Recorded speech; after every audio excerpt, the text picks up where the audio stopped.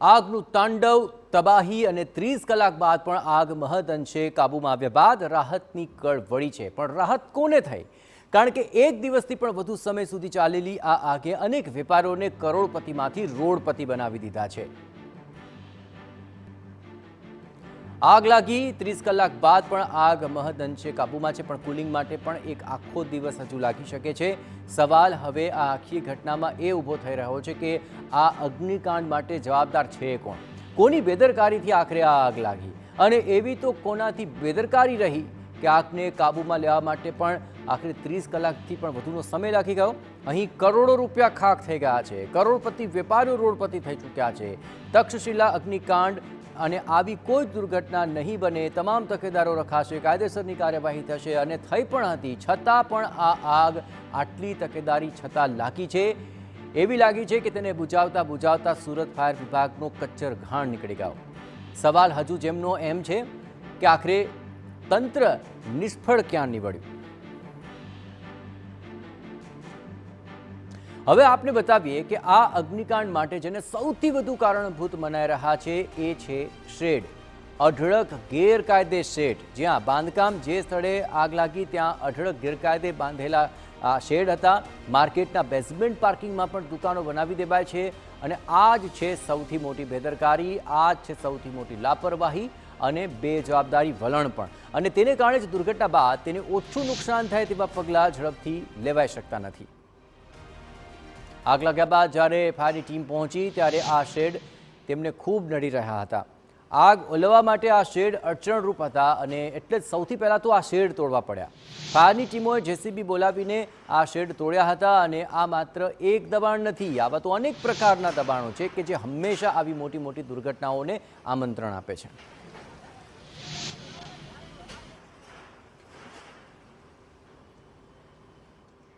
હવે આપ જુઓ કે ફોર્સ સંગઠનની કેટલી બેવડી નીતિ છે અને તેને લઈને જે સ્પષ્ટપણે અનેક બાબતો સામે આવી રહી છે તે આપની સમક્ષ રાખવાનો પ્રયત્ન કરું તો 100 તાકાની કેપેસિટી હોય ત્યાં 400 જેટલા તાકા મૂકી દેવાયા હતા। એટલું જ નહીં, દુકાનની બહાર જુઓ, દાદરમાં જુઓ, માલ સામાન જે તે જગ્યાએ મૂકી દેવાયો હતો, તે એક સૌથી મોટી બેદરકારી પણ સામે આવી રહી છે। અને પાર્કિંગમાં પણ દબાણ ઊભા કરાયા છે અને ત્યાં પણ દુકાનો બની દેવાય છે અને તેને કારણે પણ આ મામલો આ ઘટના બાદ સામે આવ્યો છે। બેઝમેન્ટમાં પણ દબાણો કરીને દુકાનો બનાવી દીધી હોવાની વિગતો અત્યારે મળી રહી છે। એ સિવાય દુકાનની અંદર પણ માળિયું બનાવી દેવાયું છે અને ત્યાં પણ માલ સામાન રખાયો છે। આ તમામ એવી બાબતો છે કે જે અત્યારે ઉડીને આંખે વળગે છે અને આ ફોર્સ સંગઠનની બેવડી નીતિનો નરો પુરાવો છે। સવાલ હવે આખા આ મામલામાં એ આવી રહ્યો છે કે આટલી દુર્ઘટનાઓ બાદ પણ, નિયમોના લીરે લીરા ઉડી ગયા બાદ પણ, દુર્ઘટનામાં નુકસાન થઈ ગયા બાદ પણ જ કેમ આ બેદરકારીઓ સામે આવે છે?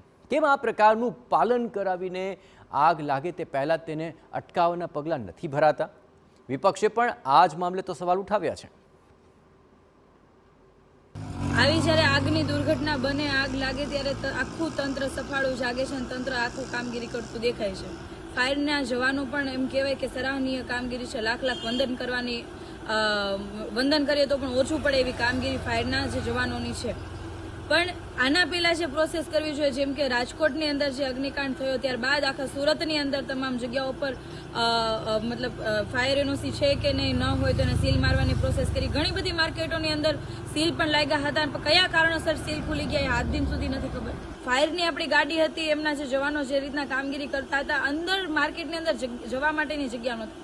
આસપાસ પાર્કિંગની જગ્યાઓ પર શેડ બનાવી દેવા, ગેરકાયદેસર દુકાનો બનાવી દેવી અને જેના કારણે આટલું બધું દબાણ હતું કે આપણી જે ફાયરની ટીમ પણ કામગીરી કરવા માટે ધારે તો પણ કરી નથી શકતી। આવી જ્યારે ઘટના બને ત્યારે ચર્ચા કરીશું, પરંતુ આના માટે જવાબદાર કોણ? માનો કે આમાં કોઈ મોટી જાનહાનિ થઈ હોય તો કોણ જવાબ આપે?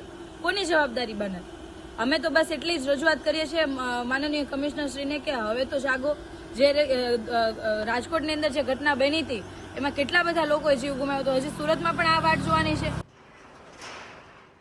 સવાલ હજુ એ જ ઊભો થઈ રહ્યો છે કે ટેક્સટાઇલ માર્કેટની અંદર ગેરકાયદે બાંધકામો કેમ થવા દેવામાં આવ્યા? માર્કેટના બેઝમેન્ટ, પાર્કિંગની અંદર દુકાનો બની, તેની શું તંત્રને કોઈ જાણકારી હતી જ નહીં? અનેક રજૂઆતો થઈ, મેયરે પણ તો અરજીઓ કરી, પણ કામગીરી કેમ ન કરી તે સવાલ ઉઠી રહ્યો છે।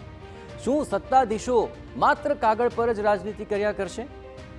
બેદરકાર અધિકારીઓ સામે કેમ કોઈ પગલાં હજુ સુધી નથી લેવાયા તે તો સૌથી મોટો સવાલ છે। સુરતના મેયરે તો દાવો કર્યો હતો કે પરમ દિવસે જ્યારે આગ લાગી હતી તો કુલિંગની કામગીરી થઈ હતી, તો પછી ફરી આગ કેમ ભભૂકી ઉઠી તે એક તપાસનો વિષય જરૂર છે. મેયરે સુરતના ફાયર વિભાગને 1 નંબરનું ગણાવ્યું, તમામ સુવિધાઓ હોવાનો દાવો કર્યો. તો પછી રાજ્યમાં જો સૌથી સુવિધાવાળું ફાયર વિભાગ સુરતમાં હોય તો આગ બુઝાવતા 30 કલાકથી પણ વધુ સમય કેમ લાગ્યો? આ સવાલ અમે મેયરને પણ પૂછ્યો અને તેમનો જવાબ હતો દબાણો. જી હા, આ દબાણોને કારણે જ દુર્ઘટનાને કાબૂમાં લેવામાં લાગી ગયો લાંબો સમય.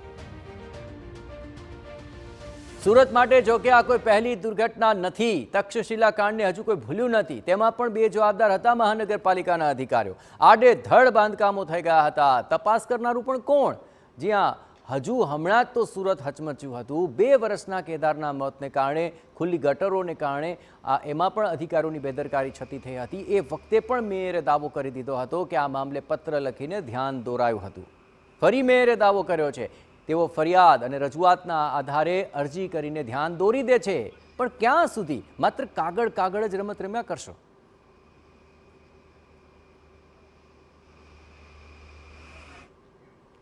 સુરતનો એક વધુ અગ્નિકાંડ છે જ્યાં, અને આ જ અગ્નિકાંડ હવે સવાલ પૂછી રહ્યો છે કે પાલિકાના અધિકારીઓ કેમ બેવડી નીતિથી નુકસાન પહોંચાડી રહ્યા છે.